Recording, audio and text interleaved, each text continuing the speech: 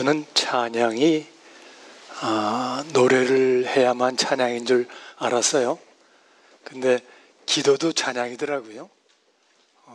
우리 서량옥 집사님 아름다운 기도로 인해 감사드리고, 또 우리 두 분 아름다운 특창으로 인해 감사드립니다. 오늘 신동원 장로님 네 분이 오셨는데 먼 길 와주셔서 감사합니다. 네.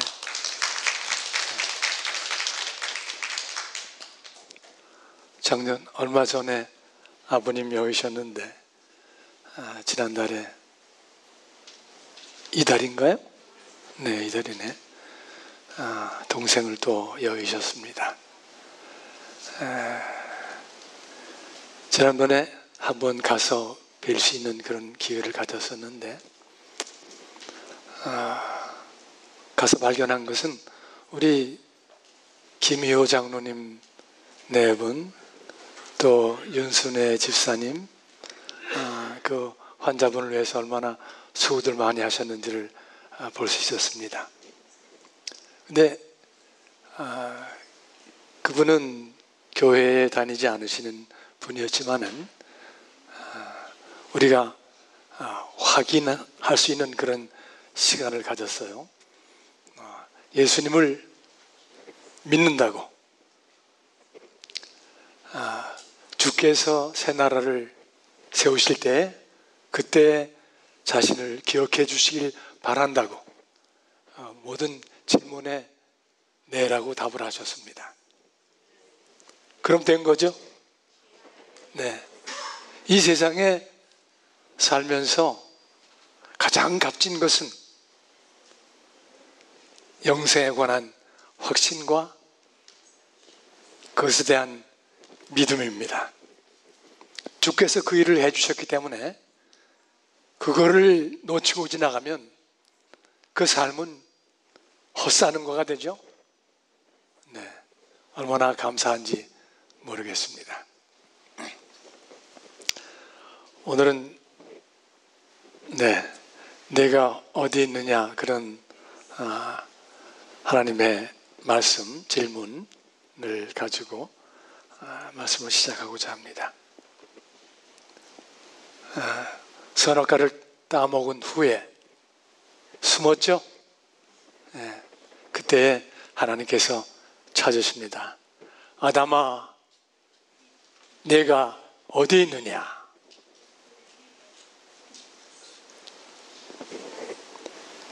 숨었어요.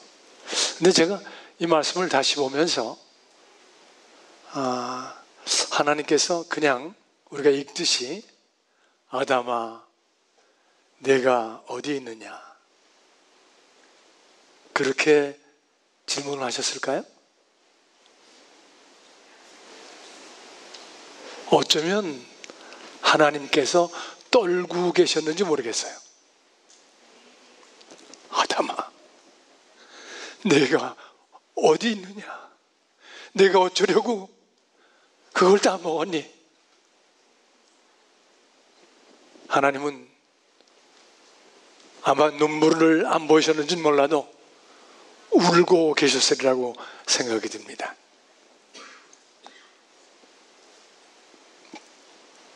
여호와 하나님이 아담을 부르시며 그에게 이르시되 내가 어디 있느냐? 가로되 내가 동산에서 하나님의 소리를 듣고 내가 벗었으므로 두려워하여 숨었나이다. 금단의 과일 하나를 먹었습니다. 내가 어디 있느냐고 물으실 때 물론 장소를 뜻할 수 있겠죠. 사실이 그렇겠죠. 어디 있느냐? 그러나 하나님께서 그가 어디 있는지를 모르실 리가 없죠. 어쩌면은 내가 나하고 어떤 관계의 상태에 지금 놓여 있는 것이냐, 내가 있는 곳은 어디란 말이냐 라는 질문이었을 것 같습니다.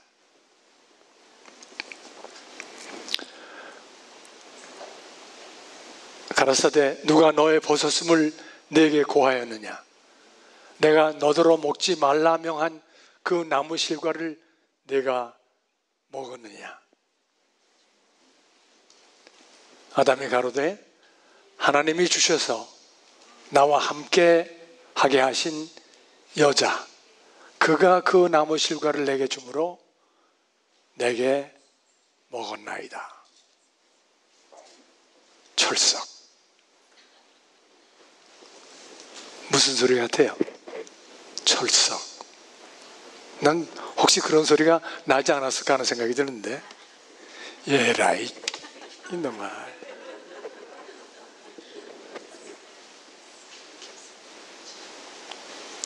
변명하는 것, 그것은 비굴함입니다. 지금 아담은 완전히 주택 클래스예요. 자기 와이프를 하나님께서 주신 이 여자가 먹으라고 해서 먹었습니다.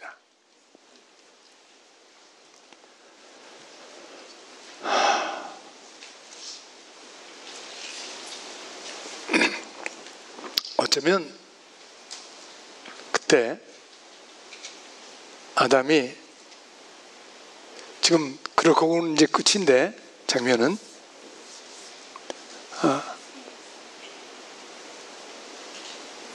하나님 한 번만 용서해 주세요. 한 번만 봐주세요. 라고 했다면 어떻게 됐을까요? 하나님들 말씀해 보세요. Too late. 예? 체인지 마인드 하셨을까요? 저는 탁 떠오른 게, 임마 너 장기두냐?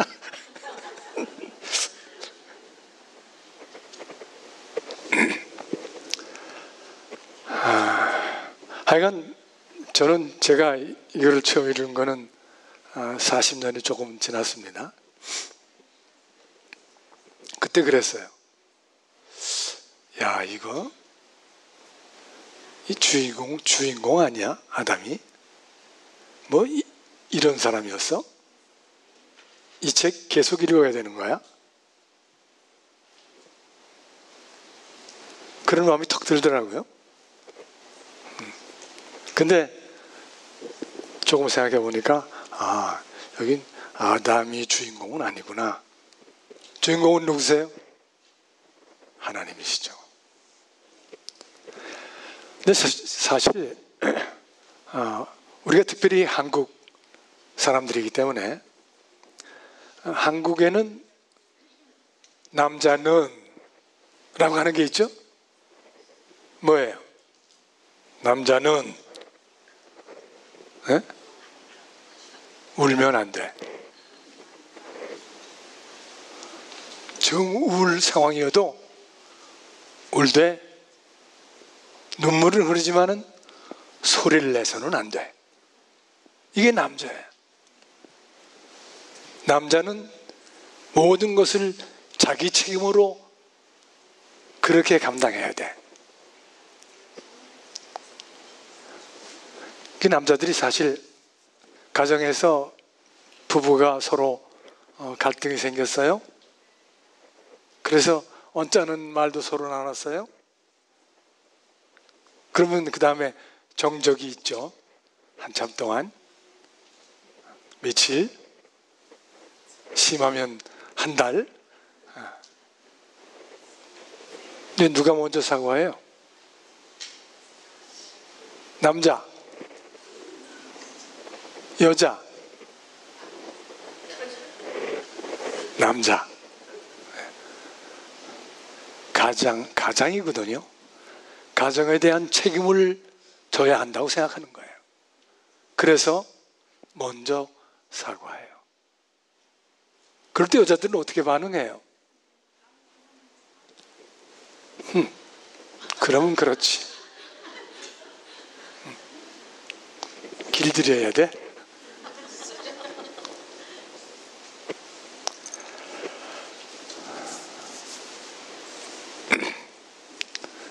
아담은 하여간 비굴한 사람입니다.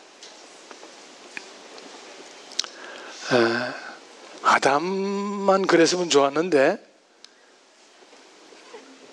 인류의 조상 아담, 이젠 믿음의 조상 누구예요? 아브라함.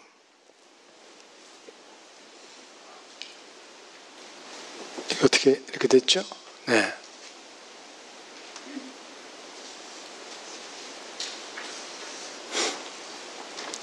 원컨대 그대는 나의 누이라 하라. 누가 한 소리죠? 아브라함이 한 소리죠. 이것도 영 마음에 안 들더라고요. 남자가 치사하게 여자 앞에 세워가지고는 누이라고 그러라고, 자기가 안전하기 위하여. 하여간 두 사람 다 하나님을 팔아잡수셨습니다. 근데 이 상황은 어떤 상황인가 하면, 가나안을 들어갔죠. 가나안의 목적지를 주시고 하나님께서 그들에게 아브라함으로 하여금 결국 마침내 가나안에 도착했더라 하는 얘기가 12장에 나오는 거예요. 근데 12장 후반 조금 내려가서 금방 뭐가 왔어요? 기근이 왔어요. 가뭄이 왔어요. 그래서 저거 저렇게 떠드는 게 상당히 거슬리는군요. 저도 몰랐는데.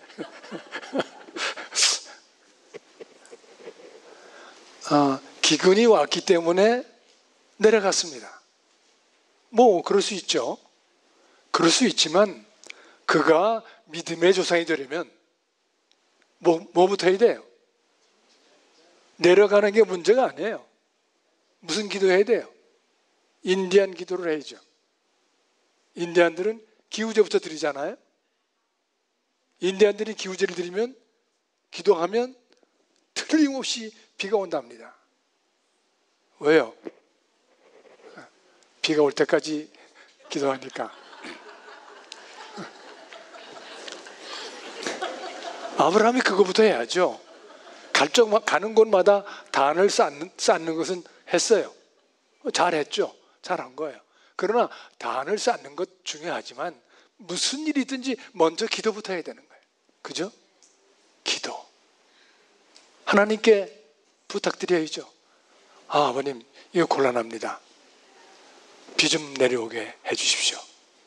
이게 우리가 어떤 상황을 만나든지 먼저 하나님께 나아가서 무릎 꿇고 조용하게 기도드리고, 그리고 그것은 내게 어떤 영향을 주는 것인지, 이 일을 통하여 하나님께서 내가 배우기를 원하시는 점은 어떤 것인지, 이런 걸 찾는 것이 당연한 그리스도인들의 자세겠죠. 뭐 말할 것도 없죠. 이 믿음의 조상이니까. 근데 아브라함이 사실은 12장에서 그렇게 해서 애굽에 내려가가지고 바로 앞에서 거짓말해가지고 부인이 어떻게 됐어요?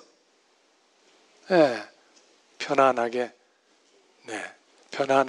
왕실로 들어갔죠. 사실은 얘기하자면 좀 그래요. 왕실이 그냥 들어가나요? 목욕시키죠. 뭐 하죠. 화장 다시 예쁘게 시키죠. 그 시간 동안에 뭐 한 거예요?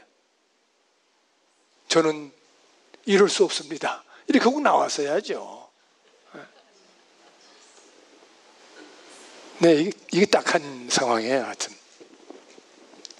근데 여기서만 그런 게 아니라 하나님의 도우심으로 손을 못 대게 했죠. 그래서 바로가 내보내 주잖아요. 그 다음에 20장에서 또 한 번 아비멜렉한테 그랄에 가서 아비멜렉한테 부인을 또 내줘요. 근데 그때도 누이라 하라고. 똑같은 작전이야. 뭐예요? 팔아먹기 선수들이야. 하나님 팔아먹기 선수들. 이 사람들이 우리가 본받아야 할 인류의 조상이고 믿음의 조상이고 뭐 이렇게 되는 거예요.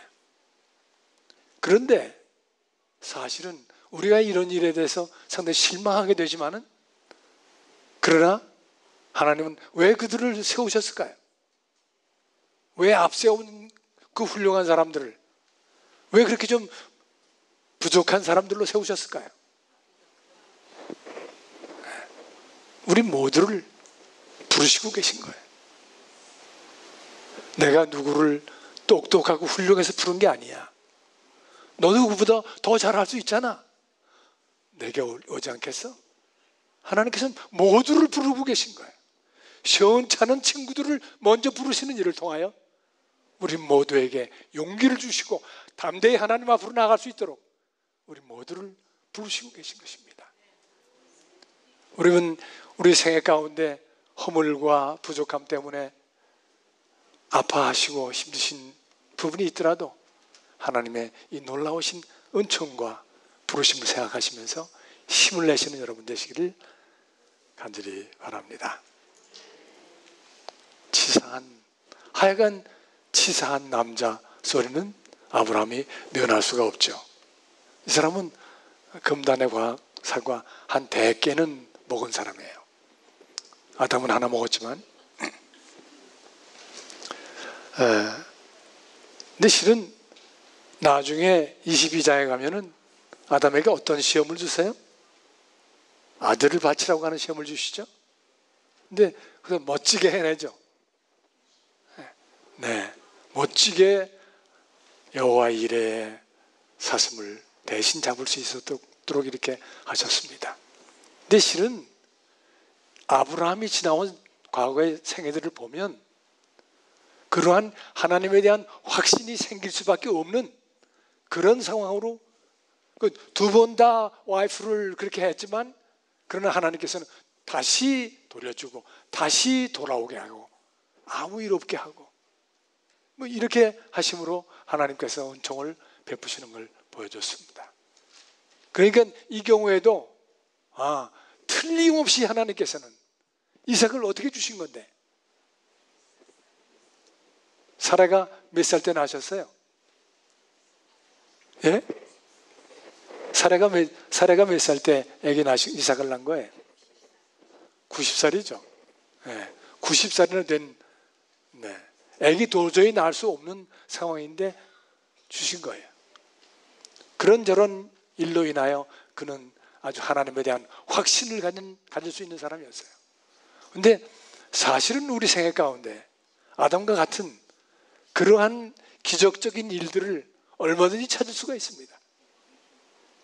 네, 우리 다음번에는 제가 그 얘기도 잠깐 하고 싶은데,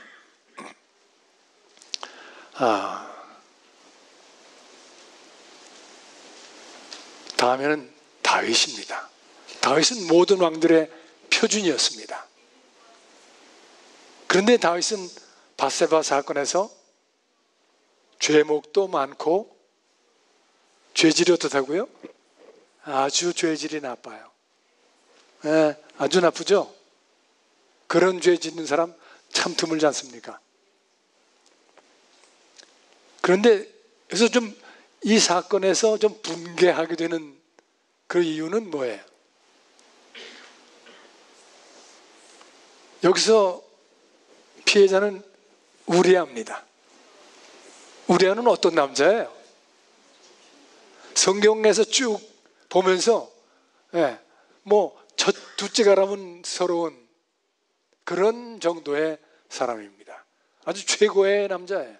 물론 조나단 같은 훌륭한 사람도 있고 다니엘 같은 사람들도 있고 하지만 요셉 같은 사람도 있고 하지만 이 사람은 대단한 거예요.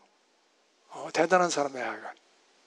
그 충정 때문에, 그 충성스러운 우리 아이기 때문에 독자들로 하여금 더 분개하게 돼. 다윗 그럴 수 있어 하는 마음을 갖게 되죠. 근데 보실까요?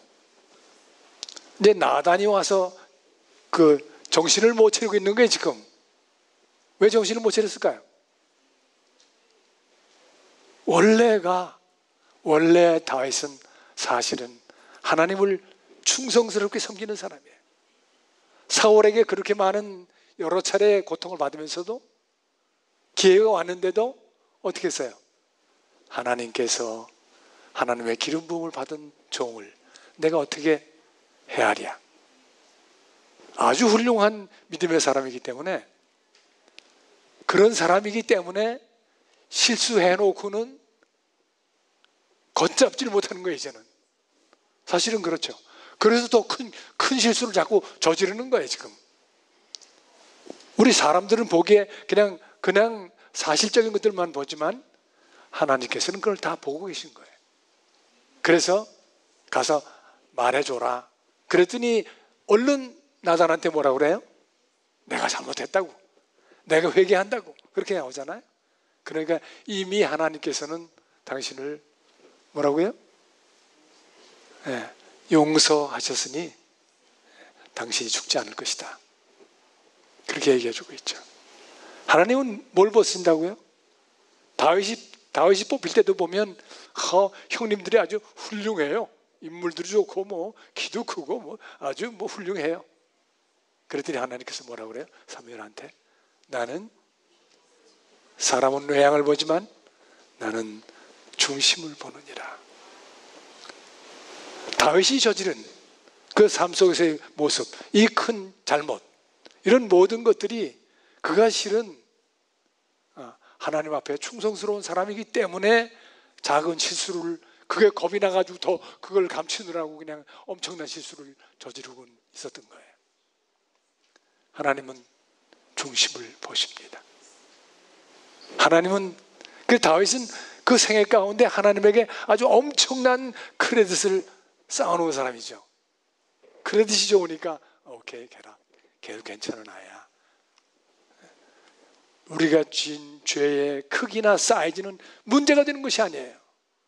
양만 잡아서 드리면 그러면 되는 거예요. 이게 얼마나 이게 좋은 프로그램이에요, 정말. 하나님의 구원 프로젝트. 어떠한 죄를 졌더라도 그냥 하나님께 가서 무릎 꿇고 양한테 잡아드리면 그냥 다 해결되는 거예요. 이게 하나님께서 우리를 향하신 당신의 자비와 긍휼이신 것을 참으로 감사해야 되겠습니다.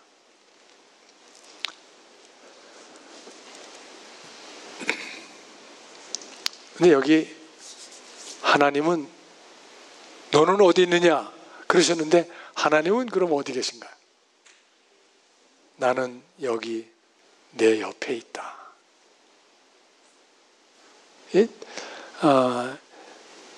아담의 경우, 아브라함의 경우, 다윗의 경우에도 그렇지만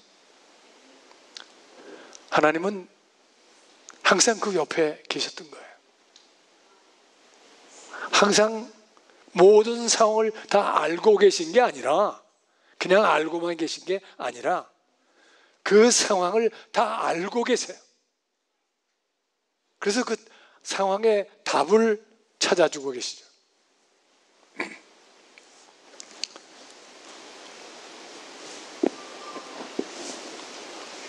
여기 지금 창세기 3장 15절의 말씀이 나왔습니다.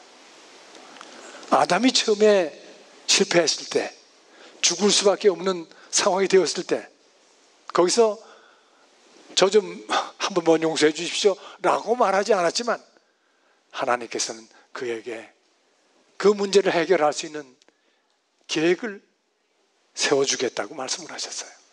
그것이 3장 15절의 말씀이죠. 같이 좀 읽으실까요? 내가 너로 여자와 원수가 되게 하고 너의 후손도 여자의 후손과 원수가 되게 하리니 여자의 후손은 네 머리를 상하게 할 것이요 너는 그의 발꿈치를 상하게 할 것이니라 하시고, 제가 지금 내 머리를 상하자고 다르게 읽으려고 그랬어요. 왜 그러냐면 여자의 후손은 내 머리를, 누구의 머리에? 뱀의 머리를, 박살을 낼 것이다. 박살내게 하실 하나님의 계획, 약속을 주신 것입니다. 그래서 4,000년간 참으셨다가 그동안은 계속해서 가인과 아벨이 제사 지낸 것처럼 계속해서 있었어요. 예. 어떻게 하면은 죄를 용서받고 생명으로 나올 수 있는지 방법을 항상 주셨던 거예요. 제사, 제도. 엄청난 거 아닙니까? 네. 근데 실은 유대인들의 역사를 이렇게 보면서 참 딱한 사람들이다 하는 생각이 들죠. 근데 한 가지 잘한 거 있어요. 혹시 형민 씨, 형진군도 왔나요 오늘? 네. 아버님 조남이 어떻게 되세요? 성함이 어떻게 되세요? 하면 어떻게 한국 사람들 답하는지 아세요, 젊은이들이?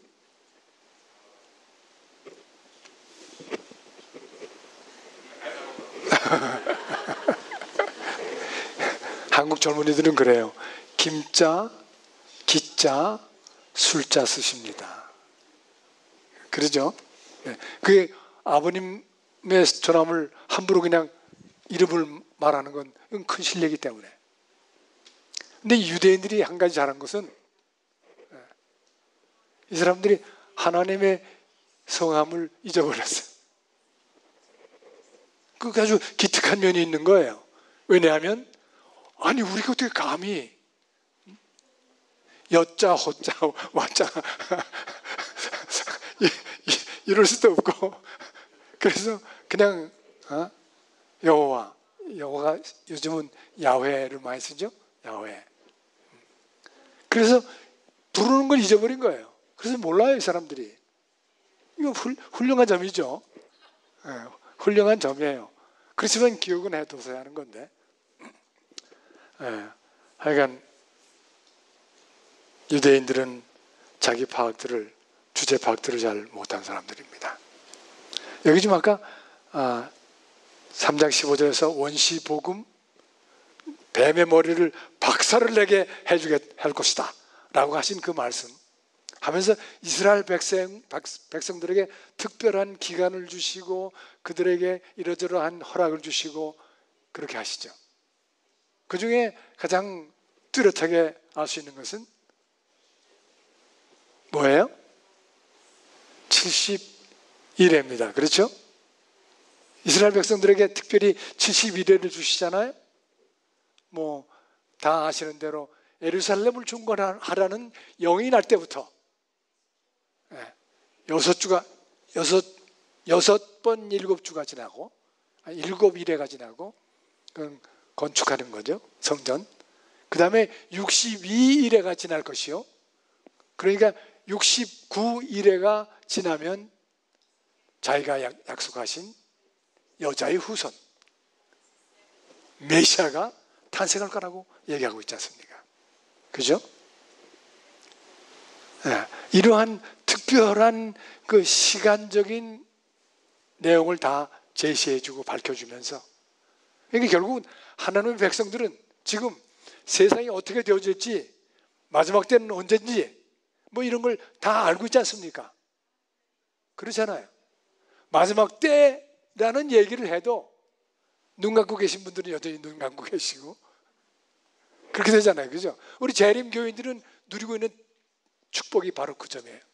마지막 때를 얘기해도 우리가 좋을 수 있는 사람들이 누구냐 하면 제7일 안식일 예수 재림 교인들이거든요. 너무나 잘 알기 때문에 축복 아닙니까? 엄청난 축복을 누리고 있는 사람들이 우리 재림 교인들 아닌가요?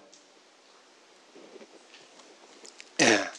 그래서 그러면은 메시아가 올 거다라고 하는 기름 부음을 받은 자가 올 것이라는 얘기가 나오고 있는 것이죠.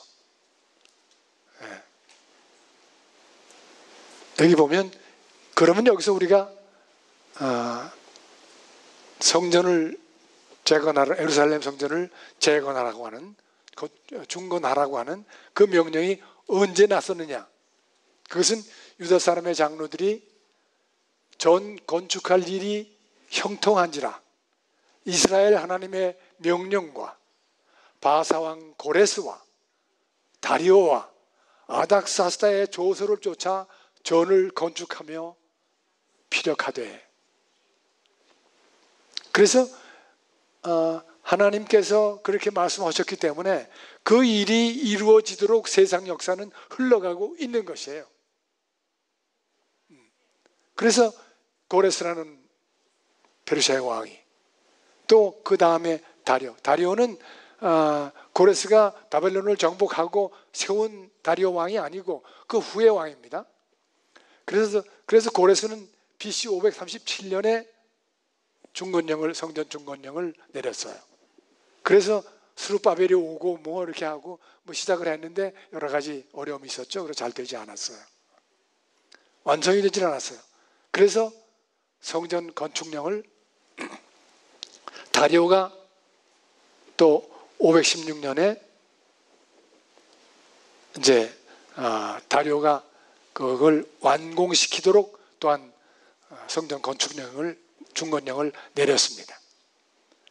그 다음에 아닥사스다 왕이 457년에 행정자치권을 회복함으로 이름은 새 왕이지만 거기에 지금 고레스와 다리오와 아닥사스다의 뭐를 쫓아? 조서를 쫓아 전을 건축했다고 그랬죠. 근데 그 조서라는 말이 조서들이 아니고 조서라고 하는 단수예요. 그래서 고레스와 다리오와 아닥사스다가 따로따로 명령을 내렸지만 시간을 두고 80년이나 차이가 나요. 고레스와 아닥사스다는 457년, 이건 에스라서 7장 7절에 아닥사스다 왕 7년에 7자가 많이 들어가죠. 외우기 쉽죠? 이거 여러분 외우셔야 돼요. 예루살렘 성 중건령이 언제 났느냐? 이것은 상당히 중요한 거예요. 왜냐하면 그것은 메시아가 출생하고 메시아가 나타나는 일과 직결되어 있기 때문에. 창세기 3장 15절에서 여자의 후손, 남자의 씨가 아니라 여자의 씨로 인해서 나오는 여자의 후손 메시아, 그가 나올 것을 지금 일하고 있는 거예요. 근데 이 얘기하면서 시간 때문에 걱정이 되지만 잠깐 간단하게 얘기하면, 죽으면 죽으리라. 누구 얘기죠? 네? 누구 얘기예요? 남자 얘기가 아니에요. 그죠? 에스더 얘기죠. 네. 멋진 건 다 여자들이에요. 옛날이나 지금이나. 아주 그야말로 헤게모니를 잡았죠. 아닥사스다가 누군가 하면 아버지 이름이 뭐예요? 제가 아하스웨로예요. 아하스웨로가 누구죠? 네, 에스더의 남편이 아하스웨로예요. 근데 아하스웨로가 그리스도하고 싸우느라고 해전을 치르느라고 뭐 엄청 많은 돈을 들였는데 그만 실패를 했어요. 패전을 했어요. 그래서 20년 후에 아닥사스다 그 아들 왕이 돼가지고 아버지 원수를 갚자 해가지고 가서 싸웠어요. 그래서 승전고를 올리게 됐습니다. 근데 아하스웨로의 부인이 에스더예요. 아하스웨로의 아들이 아닥사스다예요. 그러니까 어떻게 돼요? 네. 아하스웨로에게는 아들이 셋이 있었어요. 그 밑으로 또 있는지도 몰라요. 하여튼 셋이 있었는데 둘째 아들이 첫째 아들 왕하고 자기 아버지를 부활을 시켜서 이렇게 해가지고 시해했어요. 아버지를 죽였어요. 그리고 그 순서가 그때 되면 자기 형 아내예요. 첫째 아들. 첫째 아들도 죽여버렸어요. 아주 나쁜 친구죠. 그래서 왕이 됐어요. 그래서 뭐 대관식 같은 거 뭐 좀 하고 그러려고 그러다가 그거 탄로가 나잖아요, 다. 그래서 셋째인 아닥사스다가 추대를 받게 되고 그 둘째는 죽게 돼요. 그래서 아닥사스다예요. 근데 아닥사스다는 아수에로 왕의 에스더 전 부인이 누구예요? 와이프가 와스디? 예, 와스디죠. 와스디의 아들들이에요. 그러니까 이 계모가 되죠. 에스더는 그에게 계모가 되는데 에스더에게는 근데 자기 혈육이 하나 딱 있어요. 그 혈육은 다마스피아라고 하는 딸이 하나 있었어요. 엄마를 닮았어요. 얼마나 예쁜지 몰라요. 그래서 이제 아닥사스다하고는 어떻게 돼요? 관계가 아버지는 같고 엄마가 다르죠. 이복 형제죠. 이 다마스피아 이름이 그래요. 그를 아내로 삼는 거예요.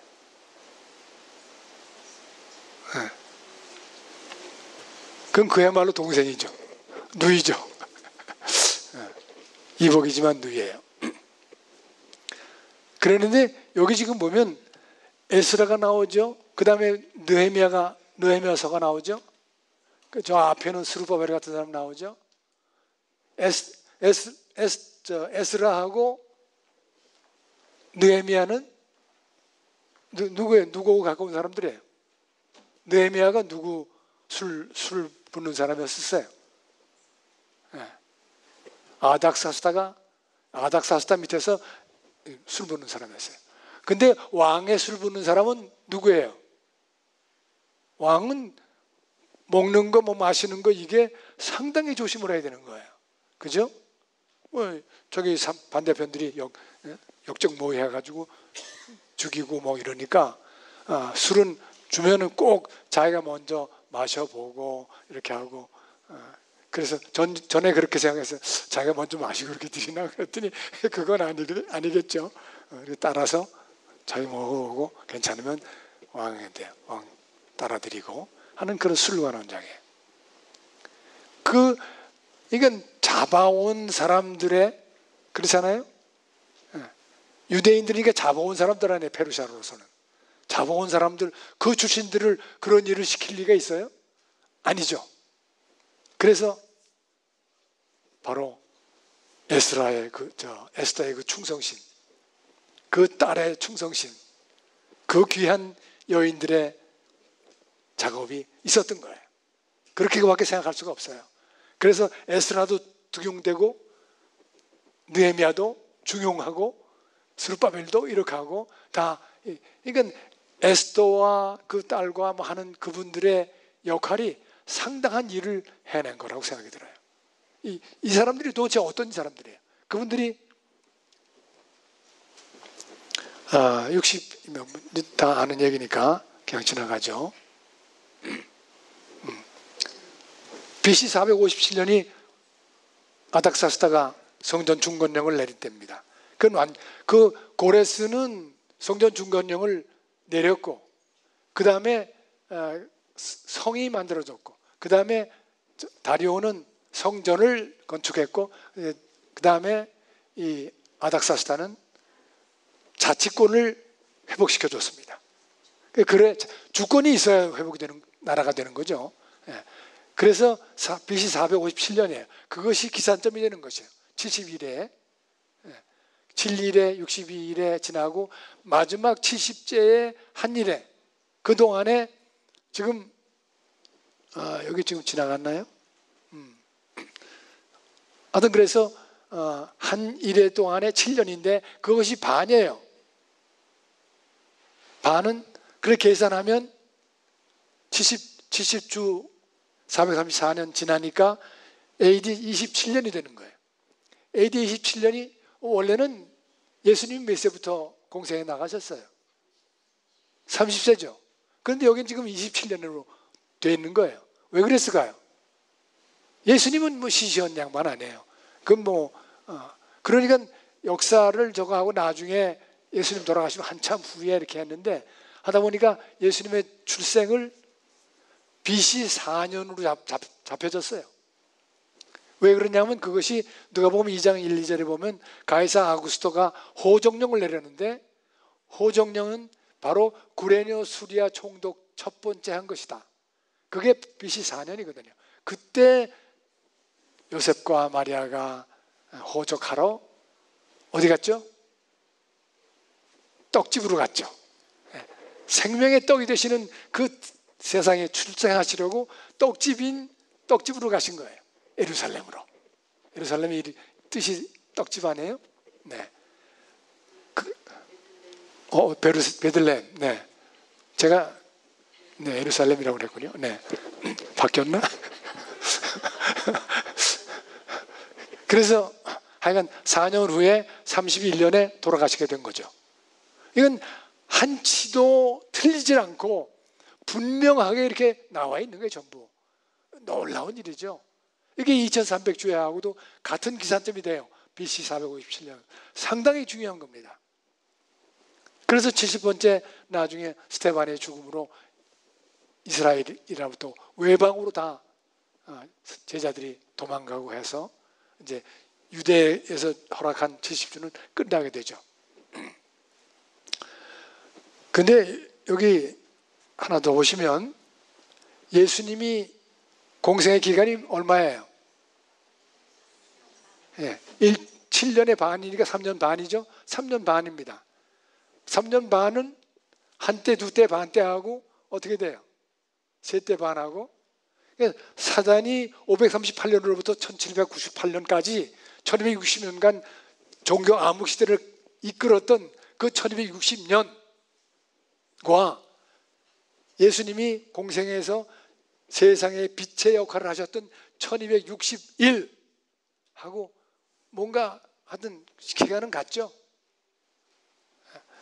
예언이기 때문에 저거는 년으로 해서 1260년이 되지만은 하여간 그것이 세대 반은 같은 겁니다.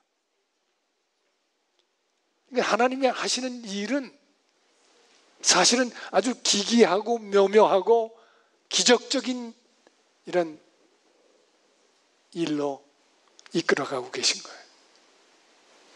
그냥 뭐 우연하게 마스크 써, 이건 거리 뛰어, 이게 아니에요. 마스크 끼고 거리를 뛰게 하는 것은 그 일을 통하여 제가 지난번에 사이 이야기 말씀드렸죠. 그 일을 통하여 우리가 사이를 가져서는 안 될 상대와 또 사이 뛰어야 하는 사이와 이런 마스크 뛰면서 소셜 디스턴스를 가지면서 우리 생각할 것은 하나님과 나 사이는 지금 어떤 상황인가 이것을 점검하고 확인해야 한다는 말씀입니다. 하나님은 정말로 가까이 와 계십니다. 그런데 이 하나님은 뭐예요? 편재성을 갖고 계시죠? 편재성. 어디나 계신 것. 편재성은 뭐예요? 시간과 공간을 막론하고 어떤 시간 속에서라도 또 어떤 공간도 다 그분의 통제 안에 들어가 있다고 하는 것이에요. 하나님의 놀라우신 특성은 그런 편재성과 전지전능하심과 그리고 불변하시는 그런 성격을 갖고 계신 거죠. 그런 놀라우신 하나님의 은총과 축복 가운데 당신의 백성들이 인도함을 받고 있다고 하는 것은 놀라운 축복이다. 사실 지금 일어나서 벌쩍벌쩍 좀 다윗처럼 뛰어야 되는 거 아니에요? 이런 확인들은 놀라운 감사예요. 그래서 우리 맨 처음에 야곱을 보내면서 네가 어디로 가든지 너를 지키며 너를 이끌어 이 땅으로 돌아오게 할지라 내가 너를 떠나지 아니하리라 모든 것을 이루기까지 이 약속은 당신을 믿는 모든 백성들에게 주신 하나님의 놀라우신 은총이고 약속인 것을 기억하시면서 하나님 앞에 충성하시는 여러분 되시기를 간절히 부탁해 맞이했습니다.